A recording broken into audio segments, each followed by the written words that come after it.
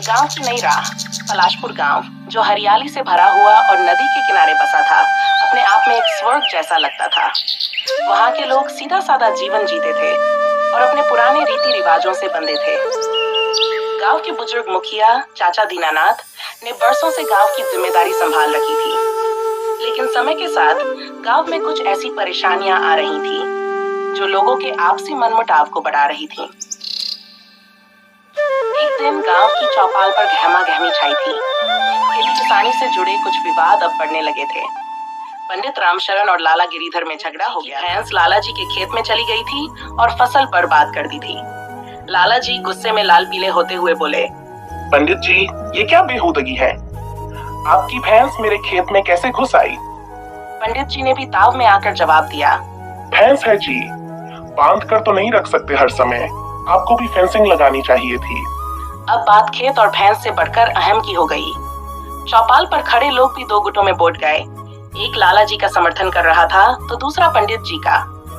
छोटे छोटे विवाद अब गांव में आपसी दुश्मनी पैदा करने लगे थे। मुखिया की चिंता। चाचा दीनानाथ, जिन्होंने हमेशा गांव के झगड़ों को सुलझाया था, अब असमंजस में थे। पहले तो ऐसा नहीं होता था, लोग एक दूसरे की मदद करते थे, मिलजुल कर त्योहार मनाते थे। लेकिन अब हर किसी के मन में मैं सही हूं का घमंड बढ़ता जा रहा था। चाचा ने गांव के कुछ बुजुर्गों को बुलाया और कहा, अब हमसे ये झगड़े नहीं देखे जाते, गांव की शांति खतरे में है, कुछ ऐसा करना होगा जिससे लोग फिर से आपस में जुड़ें। बुजुर्गों ने सिर हिलाया पर किसी को कोई उपाय नहीं सूझा। चाचा, सबको समझाना आसान नहीं, अब हर किसी को अपनी ही बात सही लगती है, एक बुजुर्ग ने निराशा से कहा। चाचा ने कई रातें सोचते सोचते गुजार दी। एक रात अचानक उन्हें एक विचार आया। गांव के लोगों को कोई ऐसी सीख देनी होगी जो उन्हें आत्मचिंतन करने पर मजबूर करे, लेकिन यह सीख किसी उपदेश की तरह नहीं, बल्कि एक अनुभव की तरह होनी चाहिए। अगले दिन चाचा ने गांव में मुनादी करवा दी। सुनो सुनो, इस रविवार को गांव में एक विशेष कार्यक्रम रखा जाएगा, हर परिवार को इसमें भाग लेना अनिवार्य है, और हाँ, साथ में एक छोटी सी पोटली भी लेकर आना। गांव के लोग हैरान थे। अभी तक गांव में ऐसा कोई कार्यक्रम नहीं हुआ था, लेकिन चाचा के आदेश का मान रखना सबका फर्ज था, इसलिए सभी परिवारों ने कार्यक्रम में जाने की तैयारी शुरू कर दी। पोटली में क्या है? रविवार का दिन आया। गांव के लोग बड़े उत्सुकता से चौपाल पर इकट्ठा हुए। हर कोई अपने साथ एक पोटली लेकर आया था। किसी की पोटली छोटी थी, किसी की बड़ी, किसी में साग सब्जी थी तो किसी में गेहूं चावल। चाचा ने मुस्कुराते हुए कहा, आज हम सब मिलकर एक खजाना बनाएंगे, लेकिन यह खजाना सिर्फ चीजों का नहीं, बल्कि हमारे दिलों का भी होगा। सब लोग एक दूसरे का चेहरा देखने लगे। खजाना? ये क्या बात हुई? चाचा ने समझाया, हर परिवार अपनी पोटली से एक चीज इस बड़े टोकरे में डालेगा, और हाँ, जिस चीज को आप डालोगे उसे दान समझना होगा, वापस मांगना नहीं। लोगों में हलचल मच गई। कुछ ने सोचा, अरे अगर हमने अच्छा सामान डाला और दूसरों ने सस्ता सामान डाला तो हमारा नुकसान नहीं होगा। लेकिन चाचा ने मुस्कुराते हुए कहा, सोच समझ कर डालना, ये खजाना दिखाएगा कि हम किस तरह सोचते हैं, स्वार्थ से या परोपकार से। लोगों ने धीरे धीरे अपनी पोटलियां खोलनी शुरू की। कोई चुपचाप गेहूं डाल रहा था तो कोई पुराने कपड़े, कुछ ने पका हुआ खाना भी डाल दिया। लेकिन दिलचस्प बात यह थी कि हर कोई दूसरे के सामान पर नजर रखे हुए था, कहीं उसे कम तो नहीं देना पड़ रहा। जब सभी ने अपना सामान डाल दिया तो चाचा ने टोकरे को ढक दिया और बोले, यह खजाना अगले सप्ताह तक ऐसे ही ढका रहेगा, तब तक हम सब इस पर विचार करेंगे कि हमने इसमें क्या क्या डाला और क्यों डाला। गांव वाले इस अजीब शर्त से परेशान थे।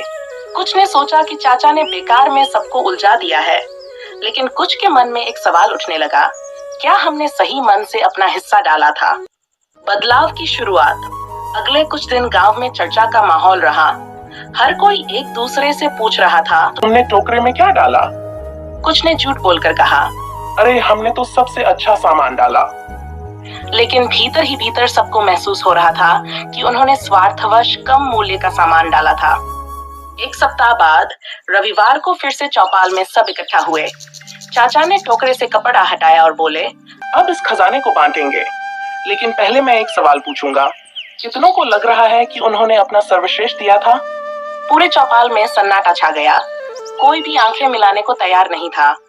तभी पंडित जी खड़े हुए और बोले, चाचा, सच कहें तो मैंने भी पूरे मन से नहीं दिया। मुझे लगा था कि और लोग भी कम देंगे, इसलिए मैंने बस दिखावे के लिए सामान डाला। लाला गिरीधर भी बोले, मैं भी यही सोच रहा था।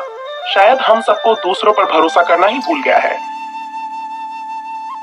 चाचा ने मुस्कुराते हुए कहा, यही तो असली खजाना है, ये एहसास कि हमने दूसरों के प्रति भरोसा खो दिया है और स्वार्थी हो गए हैं।